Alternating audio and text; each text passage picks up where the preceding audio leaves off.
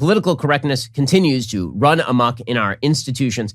So Sage Steele is a really, really talented broadcaster over at ESPN. And she does the noon Sports Center. She's been doing Sports Center at ESPN for years. She happens to be a biracial woman.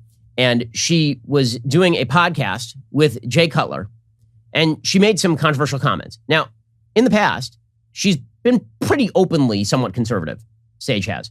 So the notion that Sage Steele was ever really hiding the ball on her politics is untrue. And she's gotten blowback pretty publicly from people at ESPN about it. Now remember, ESPN has become MSNBC with footballs.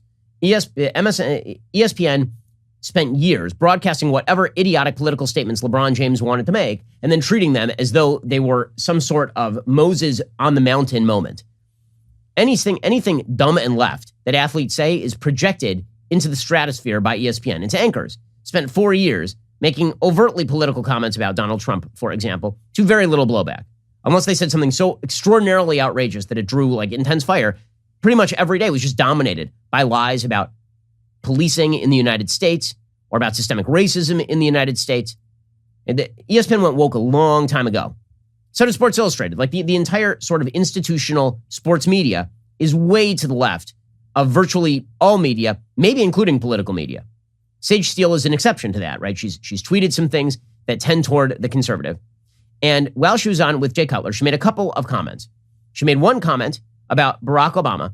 She was asked by Jay Cutler about Barack Obama on a census form saying that he was black as opposed to biracial, which he is, right? Barack Obama is biracial. His mom was white and his dad was black.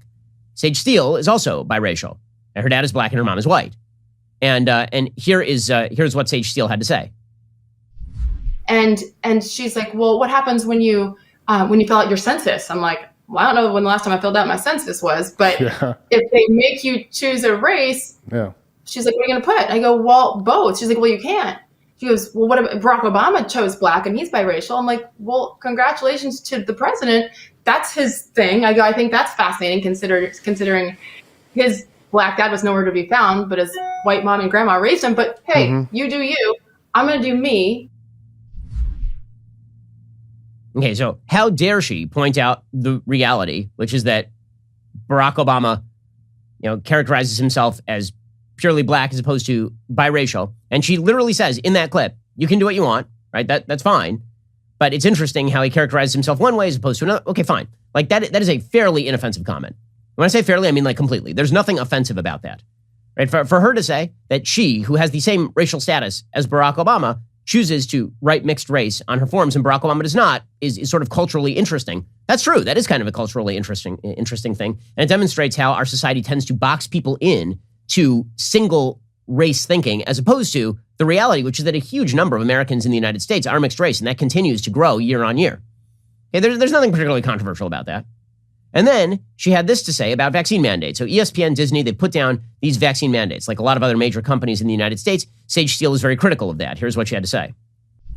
I respect everyone's decision. I really do. Yeah. But to mandate it is sick. And it's scary. So I get it to an extent, but I think the mandate is what I really have an issue with. And I don't know what comes next.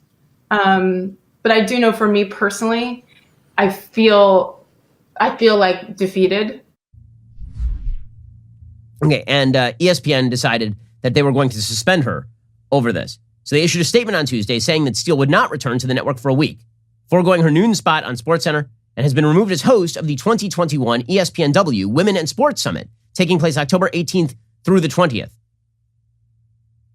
So that's interesting. They said, at ESPN, we embrace different points of view, dialogue, and discussion that makes this place great. That said, but we expect that those points of view be expressed respectfully in a manner consistent with our values and in line with our internal policies. I don't see anything disrespectful about what she said. She was giving her opinion on vaccine mandates. It seems much more disrespectful that you are forcing her to get a vaccine to continue working at ESPN and forcing people to continue. Like, what's more disrespectful? A person saying you will be fired unless you take this vaccine that you have questions about, or the person saying, I think that's sick that you're doing that. Which one is more disrespectful? Seriously. Now listen, ESPN's a private company. They can do what they want. With that said, would they have done this had the situation been reversed and had the person who was speaking been hypercritical of President Trump or been hyper sycophantic toward Barack Obama, which ESPN was for literally all the years that Barack Obama was president, I have serious doubts about that. The reality is that the heads of ESPN are all to the left. ESPN is attempting to cater to a particular crowd. That crowd tends to be toward the left, demographically speaking. And so Sage Steele has to pay the price for that. She put out a statement saying, I know my recent comments created controversy for the company, and I apologize. We're in the midst of an extremely challenging time that impacts all of us. It's more critical than ever that we communicate constructively and thoughtfully. So that is, I fail to see what she says here that is fireable.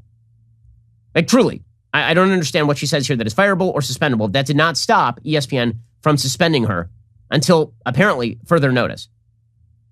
I think there's a pretty good shot that ESPN ends up canning her at the end of this. And I think the reason for that is because, by the way, I think the real reason for that is ESPN is trying to cut salary because they've been losing viewers hand over fist. And I'm sure that Sage Steele has been working there for quite a while, makes good money over there, and they're probably just going to find some excuse to can her because this is what ESPN does. But again, it is just indicative of how stupid our culture is, that if you go on air and you're a biracial woman, you say something people don't like about Barack Obama, you might lose your job over it. Or if you say that you don't like vax mandates, you might lose your job over that. Meanwhile, that's not the only politically correct attempted cancellation of the day. So Dave Chappelle has a brand new special on Netflix, and he sort of alternates his specials.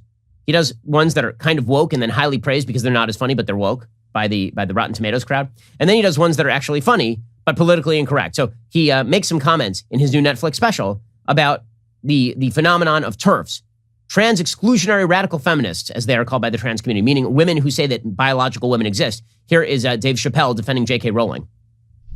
I'm Team TERF. I agree, man.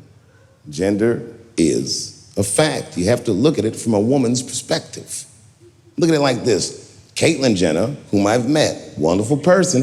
Caitlyn Jenner was voted Woman of the Year. Her first year as a woman. Ain't that something? Okay, for this sort of stuff, GLAAD is now lambasting Dave Chappelle, and they're calling for Dave Chappelle to be removed from Netflix.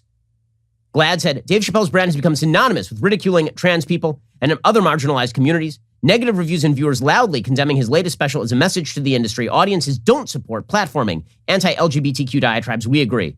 Amazing how the people who are very much in favor of expanding every quote-unquote right to encompass pretty much every activity do not include among those rights speaking what you think about things.